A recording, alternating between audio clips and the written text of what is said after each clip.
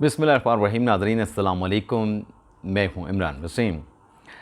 नाज़रीन, प्रोग्राम के आगाज़ में तो आपको ये बताएंगे कि आज क्या डेवलपमेंट्स होने जा रही हैं, क्या हैपनिंग्स होने जा रही हैं। पाकिस्तान की मुख्तलिफ़ अदालतों में साबिक़ वज़ीर आज़म इमरान ख़ान, पाकिस्तान तहरीक इंसाफ और इसके अलावा किन अहम मुकदमात की समाअत होने जा रही है। ये सारी जो तफ़सीलात है आपकी खिदमत में पेश करने के बाद हमारे ब्लॉग की जो दीगर अहम ख़बरें हैं जिनका मैंने थंबनेल पर ज़िक्र किया है, फिर उन ख़बरों की डिटेल्स भी आपकी खिदमत में पेश करेंगे।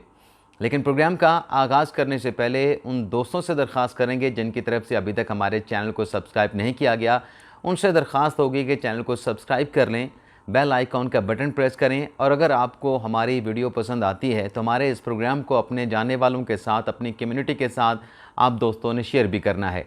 तो कर्टन रेजर टाइप जो ख़बरें हैं कि आज क्या हैपनिंग होने जा रही है, क्या डेवलपमेंट्स होने जा रही हैं, इन ख़बरों से अपने प्रोग्राम का आगाज़ करते हैं।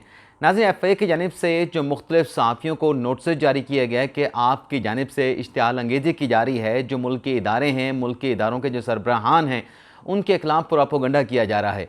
तो ये जो FIA की कार्रवाइयाँ थीं, FIA की जानिब से जो सहाफ़ियों को नोटिस किए गए थे, इस हवाले से कल सुप्रीम कोर्ट ऑफ पाकिस्तान में जो press association of supreme court की दरख्वास्त है उस पर चीफ जस्टिस पाकिस्तान जस्टिस काजी फायसा की सरबराही में 3 रुकनी बेंच, जिसमें उनके साथ जस्टिस इरफान सादिक खान, जस्टिस नईम अख्तर अफ़गान शामिल है। ये 3 रुकनी बेंच जो है वो सहाफ़ियों की दरख्वास्त पर समाअत करने जा रहा है। सहाफ़ियों के वकील सलाहुद्दीन अहमद हैं, कराची से उनका ताल्लुक़ है, वो अपने दलाइल मुकम्मल कर चुके हैं। अब अटॉर्नी जनरल ने या अटॉर्नी जनरल ऑफिस की जानिब से किसी जो नुमाइंदा मुकर्रर होगा, उनकी जानिब से इस केस में जो है वो दलाइल का आगाज़ किया जाएगा। इसी केस में नाज़रीन आपको बताते चलें कि असदुर की जो रिहाई हुई, असदुर को जो ज़मानत मिली, इसी केस की समाअत के दौरान ये मामला सामने आया कि जो असदुर के ख़िलाफ़ FIA ने मुकदमा दर्ज किया है, उस मुकदमे में जो पीका की दफ़ात असदुर पर लगाई गई हैं, वो मुकदमा और उस पर लगाई गई दफ़ात जो है वो गैर कानूनी है। तो पहले असदुर की जो है वो ज़मानत हुई और फिर इस्लामाबाद हाई कोर्ट ने असदुर के ख़िलाफ़ जो मुकदमा था उस मुकदमे को कलअदम यानी गैर कानूनी करार दे दिया। इसके अलावा नाज़रीन अगर हम बात करें तो इस्लामाबाद हाई कोर्ट में आज हमारे जो सीनियर सहाफ़ी मरहूम जो कि शहीद हो गए अरशद शरीफ, उनके कत्ल का जो मुकदमा है उस पर हामिद मीर साहब ने जो दरख्वास्त दायर कर रखी है उस पर इस्लामाबाद हाई कोर्ट आज समाअत करने जा रही है। हामिद मीर साहब जो कि चाहते हैं कि अरशद शरीफ के कत्ल के मामले की तहकीकात के लिए जुडिशल कमीशन बनाया जाए, तो उनकी तरफ से एक और मुतफ़रिक़ दरख्वास्त जो कि दायर की, जिसमें यह कहा गया कि जो सुप्रीम कोर्ट का ऑर्डर है और जो इजाफी दस्तावेज़ात हैं जो कि जुड़ी हैं अरशद शरीफ के मामले के साथ, वो अदालत के रिकॉर्ड पर लाना चाहते हैं। तो आज वो डॉक्यूमेंट्स अदालत के सामने पेश करेंगे। देखते हैं आज इस केस में क्या अदालत की जानिब से समाअत के बाद हुक्मनामा जारी किया जाता है। इसके अलावा नाज़रीन, तहरीक इंसाफ की खातून रहनुमा कमल शोज़ब, जिनका नाम ECL में है और अपना नाम ECL से निकलवाने के लिए उन्होंने इस्लामाबाद हाई कोर्ट से रिजू किया था, तो हाई कोर्ट ने वजारत दाखिला को और FIA को नोटिस जारी किया था। तो आज हाई कोर्ट में इस केस की समाअत भी होने जा रही है। देखते हैं कि FIA की जानिब से और वजारत दाखिला की जानिब से इस मामले पर क्या इस्लामाबाद हाई कोर्ट को जवाब दिया जाता है। इसके अलावा नाज़रीन, इमरान खान साहब अडयाला जेल में हैं और अडयाला जेल के हुकाम का कहना है कि जो सेक्शन 265 है जो जेल मैनुअल का, उसके मुताबिक आप जेल में बैठ के सियासी गुफ्तगू नहीं कर सकते। तो सेक्शन 265 को चैलेंज किया था शेर अफजल मरवत ने इस्लामाबाद हाई कोर्ट में। ज़ैनब जंजुआ उनके वकील हैं और इस्लामाबाद हाई कोर्ट का बेंच जो है सियासी बयानबाजी के ख़िलाफ़ जो सेक्शन है 265 जेल मैनुअल का, उसके ख़िलाफ़ दायर की गई दरख्वास्त पर जो है वो समाअत करने जा रहा है। इस केस में अदालत की जानिब से जो दरख्वास्त गुजार हैं, जो अदालती मुआवन हैं, उन्हें मज़ीद दलाइल और मज़ीद अदालत की मुआवनत करने का कहा गया था। तो आज देखते हैं कि शेर अफजल मरवत साहब को तो शोकास नोटिस हो चुका है, लेकिन उनके जो वकील हैं इस केस में, वकील हैं जो उनकी इस केस में ज़ैनब जंजुआ और जो अदालती मुआवन हैं, वो अदालत के इस सिलसिले में सेक्शन 245 के हवाले से क्या मुआवनत करते हैं। इसके अलावा नाज़रीन, इमरान खान साहब की जो 190 मिलियन पाउंड केस में जो ज़मानत की दरख्वास्त है, जो अपील है एहतसाब अदालत के फैसले के ख़िलाफ़, उस पर आज इस्लामाबाद हाई कोर्ट का 2 रुकनी बेंच है जिसको चीफ जस्टिस आमिर फारूक साहब और उसमें जस्टिस तारिक महमूद जहांगीरी साहब शामिल हैं, जिसमें आखिरी समाअत में जो नैब के प्रोसिक्यूटर हैं अमजद परवेज़ साहब, उनकी तरफ से दलाइल का आगाज़ कर दिया गया था। तो आज इस ज़मानत केस की भी जो है इस्लामाबाद हाई कोर्ट में समाअत होने जा रही है। इसके अलावा नाज़रीन अगर हम लोअर कोर्ट की बात करें, इस्लामाबाद की लोअर जुडिशरी की बात करें, तो वहाँ पर जो तहरीक इंसाफ के रहनुमा हैं सेनेटर फैसल जावेद खान, उनके खिलाफ दर्ज किए गए मुकदमे की समाअत भी होनी है। इसके अलावा हसन न्याजी के खिलाफ जो इक़दाम कत्ल का मुकदमा है उसकी भी आज इस्लामाबाद की डिस्ट्रिक्ट जुडिशरी में अहम समाअत होने जा रही है। तो ये आज के अहम मुकदमात हैं जो कि इस्लामाबाद हाई कोर्ट की मुख्तलिफ अदालतों में, सुप्रीम कोर्ट में, इस्लामाबाद हाई कोर्ट में और जो जुडिशल कॉम्प्लेक्स है वहाँ पर ये ज़ेर समाअत आएंगे। तो इन मुकदमात की समाअत में जो भी डेवलपमेंट होगी, जो भी अदालती कार्रवाई होगी, उसकी डिटेल आज दोपहर के व्लॉग में आप नाज़रीन के साथ हम शेयर करेंगे। अब बात कर लेते हैं कि तहरीक इंसाफ को क्या झटका लगा है। नाज़रीन, आप जानते हैं कि तहरीक इंसाफ ने 8 फरवरी 2024 के इंतखाबात के बाद इस बात का ऐलान किया कि वो एहतजाजी तहरीक शुरू करेंगे। और फिर महमूद खान अचकज़ई, जिनकी इमरान खान साहब नकलें उतारा करते थे, उन्हें इमरान खान साहब ने अपना सदारती उम्मीदवार नामज़द कर दिया। और फिर जिस एहतजाजी तहरीक शुरू करने का PTI की जानिब से ऐलान किया गया, मौलाना फजल रहमान के साथ रब्ता किया गया, अवामी नेशनल पार्टी के साथ रब्ता किया गया, महमूद खान अचकज़ई के साथ रब्ता किया गया और फिर अल्टीमेटली इमरान खान साहब के हुक्म पे महमूद अचकज़ई को इस तहरीक का सरबराह बना दिया गया। क़यादत सौंप दी गई कि आप इस एहतजाजी तहरीक की आप जो है वो इसको लीड करेंगे। तो उसमें ये बात आ रही थी कि अचकज़ई साहब लीड तो करेंगे लेकिन मौलाना फजल रहमान को भी साथ लाया जाएगा, असद कैसर साहब ने कहा था, और जमात इस्लामी को भी शामिल किया जाएगा।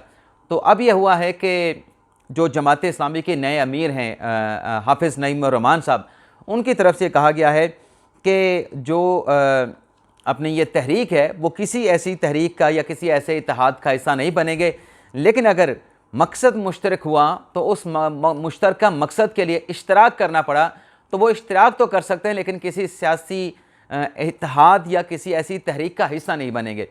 तो जमात इस्लामी ने मजमूई तौर पर ऐसे किसी इत्तेहाद का या ऐसी किसी तहरीक का हिस्सा बनने से इनकार कर दिया है, लेकिन उन्होंने कहा कि अगर मकसद एक हुआ तो इश्तराक हो सकता है। तो ये जमात इस्लामी के अमीर ने वाज़े कर दिया है कि वो किसी ऐसे इत्तेहाद का हिस्सा नहीं बनेंगे। अब आ जाते हैं नाज़रीन, जो जरदारी साहब का इमरान खान साहब रब्ता कैसे हुआ यह भी आपको बताएंगे, लेकिन ये कुछ अंदाज़े वाली बात भी है, लेकिन ख़बर कन्फर्म है। कैसे कन्फर्म खबर है नाज़रीन? कल आप जानते हैं कि जुल्फ़िकार अली भुट्टो शहीद का एक रेफरेंस मुनक़िद हुआ, जिसमें एतजाज़ एहसन भी थे, जिसमें बिलावल ज़रदारी भी थे, PTI के अपने पीपल्स पार्टी के दीगर रहनुमा भी थे। एतजाज़ एहसन ने बिलावल भुट्टो ज़रदारी से कहा कि आप ये जो अदम इस्तेहकाम है, जो तकसीम है, आप इसमें लोगों को इकट्ठा करने के लिए आप इसमें रोल अदा करें, किरदार अदा करें, पहल करें। यानी एतजाज़ एहसन साहब की सजेशन थी। अब एतजाज़ एहसन साहब की जो मोहब्बतें हैं वो बानी तहरीक इंसाफ इमरान खान साहब से को जो उनकी मोहब्बतें हैं वो ढकी छुपी नहीं, लेकिन बिलावल भुट्टो ज़रदारी साहब ने नाज़रीन जो इस रेफरेंस में खिताब किया उसमें उन्होंने एक बड़ा इंकिशाफ किया। ग़ालिबन आपने नोट किया या नहीं नोट किया, तो मैं उसमें कुछ चीज़ें आप नाज़रीन के साथ बड़ी अहम चीज़ें हैं जो आपके साथ शेयर करने जा रहा हूँ। एक तो जैसा कि बिलावल भुट्टो ज़रदारी साहब ने कहा कि इस वक्त मुल्क के जो मसाइल हैं इसमें बिलावल ज़रदारी साहब ने तमाम सियासी जमातों को हाथ मिलाने का मशवरा दिया। और फिर बिलावल ज़रदारी साहब ने भी कहा कि नफ़रत इतनी ज़्यादा हो चुकी है कि कोई बातचीत करने के लिए तैयार नहीं। इसके बाद बिलावल भुट्टो ज़रदारी साहब ने, जो कि चेयरमैन है पाकिस्तान पीपल्स पार्टी के, उनकी जानिब से इस बात का इंकिशाफ किया गया कि आसिफ अली ज़रदारी साहब जो कि सदर पाकिस्तान हैं और वो भी पीपल्स पार्टी P यानी 3P वाली जो पीपल्स पार्टी है उसके वो चेयरमैन हैं। तो बिलावल ज़रदारी साहब ने कहा कि आसिफ अली ज़रदारी, मेरे वालिद ने मुफाहमत का पैगाम भेजा था, लेकिन उस मुफाहमत के पैगाम का कुछ सियासतदानों ने नामुनासिब जवाब दिया। और फिर बिलावल ज़रदारी ने कहा कि पैगाम पर जो रद्दअमल था, यानी बिलावल ज़रदारी साहब ये कह रहे थे कि कुछ सियासतदानों ने नामुनासिब रद्दअमल दिया और पॉजिटिव रिस्पांस उनकी तरफ से नहीं आया। तो ये जो नाज़रीन बात बिलावल भुट्टो ज़रदारी साहब ने की, आप ग़ालिबन इस बात की तह तक पहुँचे या नहीं पहुँचे, मुझे ये समझ आई है कि जो मुफाहमत के पैगाम की बात की जा रही है, तो जब इंतखाबात हुए थे तो इंतखाबात के बाद एक मरवत ने स्टेटमेंट दिया था, शेरवज़ मरवत ने, कि हमें पीपल्स पार्टी की तरफ से पैगाम मिला है कि आप हुकूमत बनाएं, हम आपका साथ देने के लिए तैयार हैं। और फिर बिलावल भुट्टो ज़रदारी साहब ने भी एक मौके पे इस बात का इजहार किया था, ग़ालिबन जब भुट्टो रेफरेंस केस की सुप्रीम कोर्ट में समाअत चल रही थी, कि हमने तो PTI से कहा था कि आप हुकूमत बनाएं, लेकिन PTI ने हुकूमत नहीं बनाई और उल्टा हमारे उस पैगाम का, हमारे उस मतलब जो हमारा मौक़िफ़ था उसका गलत जवाब दिया गया कि हम तो इनके साथ बात करने के लिए तैयार नहीं। तो उसी बात की तरफ अब इशारा किया है बिलावल भुट्टो ज़रदारी साहब ने कि मेरे वालिद ने, आसिफ अली ज़रदारी ने पैगाम भेजा था मुफाहमत का और ये हुकूमत बनाने का, लेकिन कुछ सियासतदान जो है वो उन्होंने इस मफाहमत के पैगाम का जो है वह दुरुस्त जवाब नहीं दिया। अब वो कुछ सियासतदानों में जो बात समझ आती है वो इमरान खान साहब भी थे, PTI के दीगर लोग भी थे, तो उनकी तरफ से कहा गया कि नहीं, हम तो इन दोनों सियासी जमातों के साथ गुफ्तगू नहीं करेंगे। अब आ जाते हैं नाज़रीन, ये जो आजकल बात हो रही है कि मुज़ाकरात होने चाहिए, मुज़ाकरात नहीं होने चाहिए, ये तो देखते हैं कि जो असल स्टेक होल्डर है उसकी तरफ से तो कह दिया गया कि सियासी स्टेक होल्डर जाने और उनके मामलात जाने, वो आपस में बैठ के बातचीत कर लें, हम गुफ्तगू नहीं करेंगे। लेकिन ये जो खैबर पख्तूनख्वा में चल रहा है, पिछले कुछ रोज़ से जो बयानात दिए गए वज़ीर आला खैबर पख्तूनख्वा की तरफ से जनाब अली अमीन गंडापुर साहब की तरफ से कि गवर्नर साहब को उन्होंने टारगेट किया, कहा कि मैं गवर्नर हाउस पे कब्ज़ा कर लूँगा। जो गवर्नर राज लगाने की बात की जाती है, तो गवर्नर राज लगाने की बात ना की जाए। उस पर फिर फैसल करीम कुंडी साहब ने उनको जवाब दिया था कि ये इस्लामाबाद नहीं है और यहाँ पे कोई हाईवे भी नहीं है, आपने गवर्नर हाउस का रुख किया तो आपको मैं घसीटूँगा, यहाँ की सड़कों पे, पेशावर की सड़कों पे घसीटूँगा। उस पर फिर औकात वाली बातें की थी, औकात याद दिलाने की बात की थी अली अमीन गंडापुर साहब ने। फिर उसके ऊपर फिर अली अमीन गंडापुर साहब ने कहा था कि जो नाचने वाले घोड़े होते हैं वो रेस में जीता नहीं करते बल्कि रेस में दौड़ा नहीं करते। और फिर उन्होंने कहा था कि जो अली अमीन गंडापुर साहब हैं उन्हें गवर्नर हाउस माफिया हो गया है। तो उसके बाद फिर जो उनका एक मौक़िफ़ है अली अमीन गंडापुर साहब का कि वह मरकज़ की तरफ से जो KPK के जो वाजिबात हैं उनकी अदायगी नहीं की जा रही। वो बार बार वफाकी हुकूमत से इसी बात का तकाजा करते हैं कि हमारे जो आपकी तरफ पैसे बनते हैं हमारे सूबे के, वो हमें दिए जाएँ, हम अपने सूबे के अवाम पे उन पर ख़र्च करना चाहते हैं। तो इख्तलाफात अपनी जगह पे फैसल करीम कुंडी साहब के और अली अमीन गंडापुर साहब के। अब यह हुआ है कि जो सूबे के हवाले से, सूबे के वाजिबात के हवाले से जो अली अमीन गंडापुर साहब का मौक़िफ़ है, उसी मौक़िफ़ के ऊपर गवर्नर खैबर पख्तूनख्वा फैसल करीम कुंडी साहब आए हैं और उनकी तरफ से कहा गया है कि माजी में जो खैबर पख्तूनख्वा का हिस्सा मरकज़ से बनता था, वो हिस्सा खैबर पख्तूनख्वा को मरकज़ से नहीं मिला। मैं गवर्नर हूँ, गवर्नर का वकील बन के, गवर्नर का सूबे का वकील होते हुए मैं ये जो हिस्सा है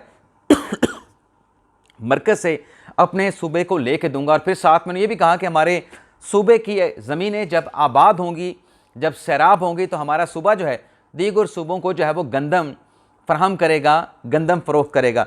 तो दोनों जो सूबे के अहम ओहदेदारान हैं, चाहे गवर्नर KPK हैं, चाहे वज़ीर आला खैबर पख्तूनख्वा हैं, अपने सूबे के वाजिबात के हवाले से एक पेज पे दिखाई दी हैं। वैसे भी सियासी मामलात पे सियासी फ़रीक़ैन को एक पेज पे ही होना चाहिए। सियासी इख्तलाफात का इजहार करें, लेकिन उसमें नफ़रत नहीं होनी चाहिए, उसमें इश्तियाल अंगेज़ी नहीं होनी चाहिए। इसके अलावा नाज़रीन और क्या ख़बर है? और नाज़रीन कोई ख़बर नहीं है। तो आज के प्रोग्राम के लिए इतना ही। आप नाज़रीन से इजाज़त चाहते हैं। अल्लाह ताला हम सब का हामी नासिर हो। अपनी दुआओं में याद रखिएगा। अल्लाह हाफ़िज़।